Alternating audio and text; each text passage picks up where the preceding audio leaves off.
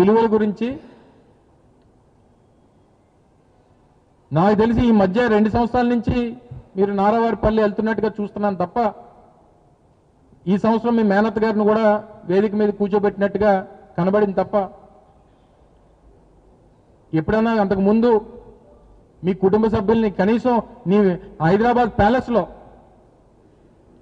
నీ Jubilee hills Hyderabad ప్యాలెస్లో లోకేష్ గారు ఎప్పుడన్నా మీ మేనత్ గారికి ఒక్క మెతికైనా పెట్టావా? వారిని ఎప్పుడన్నా నీ చిన్నాన్న రామూర్తి నాయుడు గారిని గొలుసులతో కట్టేస్తే ఎప్పుడన్నా వారి గురించి ఆలోచన చేశావా? నువ్వు కూడా కుటుంబం గురించి కుటుంబ విలువల గురించి నువ్వు కూడా మాట్లాడితే దేంతో నవ్వాలో కూడా తెలియనటువంటి పరిస్థితి. మన కింద పెద్ద మచ్చ పెట్టుకొని అందరి మచ్చలు వెతుకుతున్నాడట నీలాంటి వాడు.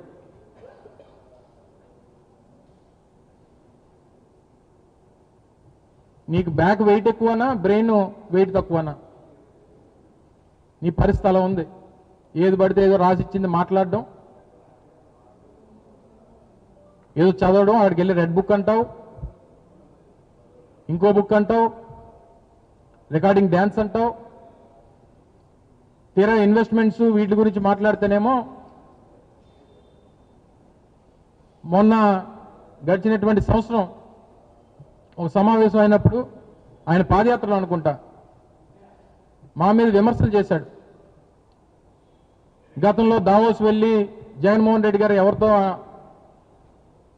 అగ్రిమెంట్లు చేసుకున్నారు, ఎంఓఏలు చేసుకున్నారు, గ్రీన్ కో అన్నాం, అరబిందో అన్నాం. మరి అదే గ్రీన్ కోని మనమే అగ్రిమెంట్ చేసుకునేదే కదా. 2023లో అగ్రిమెంట్ చేసుకున్నటువంటి ఆ గ్రీన్ కోకే కదా మీ తండ్రి గారు మొన్న శంకుస్థాపన చేశారు.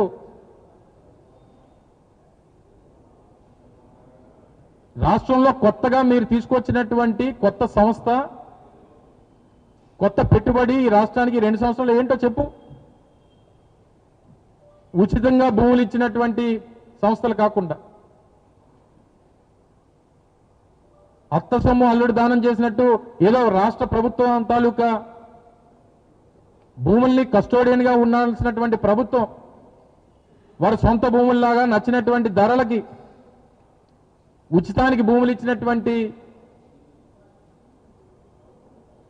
ఆ సంస్థలు తప్ప కొత్త సంస్థల పేర్లు చెప్పు.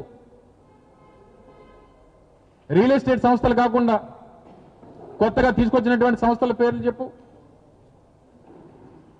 ఇవన్నీ మానేసి అక్కడికి వెళ్ళి రాష్ట్రం గురించి, రాష్ట్ర అభివృద్ధి గురించి, రాష్ట్రంలో జగన్మోహన్ రెడ్డి గారి హయాంలో నిర్మించినటువంటి పోర్టులు, కొత్తగా ప్రారంభమవుతున్నటువంటి ఇంటర్నేషనల్ ఎయిర్పోర్ట్ కానీ, 3 ఇండస్ట్రియల్ కారిడార్లు కానీ, లేదా ప్రభుత్వం దగ్గర ఉన్నటువంటి ఇండస్ట్రియల్ ల్యాండ్ గురించి కానీ, మనకున్నటువంటి కనెక్టివిటీ గురించి కానీ, మనకున్నటువంటి రిసోర్సెస్ గురించి కానీ, ఇవి అక్కడ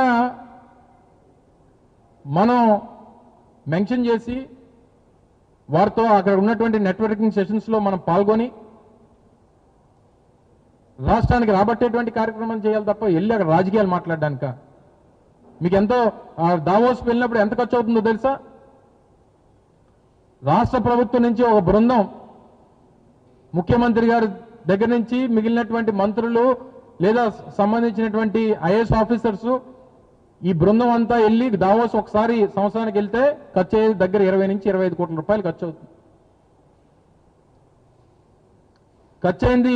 ఈ ఖర్చు అంతా పెట్టి వెళ్ళి తండ్రి కొడుకులు ఇద్దరు డప్పు కొట్టుకోవడానిక? దేనికి ఈ తాపత్రయం అంతనా? మొన్న ట్రంప్ గారిది చూసాం. మనం వెనిజులాలో ఒక మచాడో అనేటువంటి ఒక మహిళకి వారికి నోబెల్ ప్రైజ్ వచ్చింది, పీస్ ప్రైజ్. దాన్ని మొన్న ట్రంప్ గారు తీసుకొచ్చి అది ఇవ్వడం. ఈరోజు ప్రపంచంలో ఈ అస్థిరతకు కారణమైనటువంటి డొనాల్డ్ ట్రంప్ ఆవిడ దగ్గర నుంచి ఆ నోబెల్ ప్రైజ్ని అందుకుంటున్నట్టుగా కొన్ని విజువల్ చూసాం. వారు కూడా ప్రకటన చేశారు. నోబెల్ పీస్ ప్రైజ్ వ్యవస్థాపకులు కానీ లేదా సంస్థ కానీ ఏం చెప్పిందంటే అది మేము ఎవరికైతే ఇస్తామో వాళ్ళకే చెందుతుంది తప్ప అది ఎవరికి బదలాయింపులు కానీ వేరెవరికి ఇవ్వడానికి కానీ అవకాశం లేదు అని చెప్పి ఆ సంస్థ చెప్పింది. ఉద్దేశం ఏంటంటే క్రెడిట్ చోరీ చేయడానికి వీల్లేదు అని దాని అర్థం. మేము మచాడో అనేటువంటి మహిళకి వెనిజులాకు సంబంధించి